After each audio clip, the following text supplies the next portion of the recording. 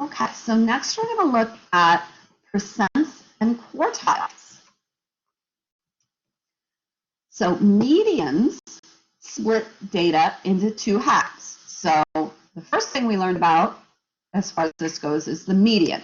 And the median is the middle number.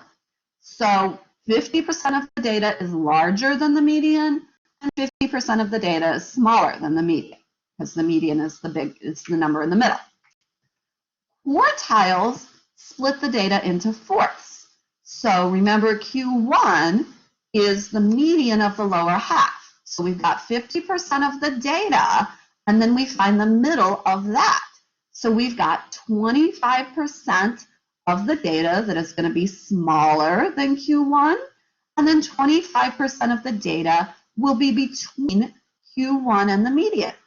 And then Q3 is the median of the upper half of the data. So we're taking the upper half of the data and we're splitting that in half. So 25% of the data will lie between the median and Q3, and 25% of the data will be above Q3. Okay.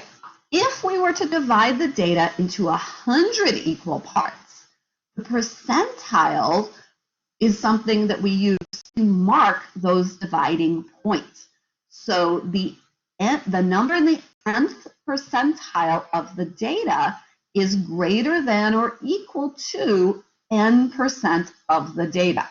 So the number in the first percentile is greater than or equal to 1% of the data, and the number in the 97th percentile is greater than or equal to 97% of the data. And we will be looking at some examples.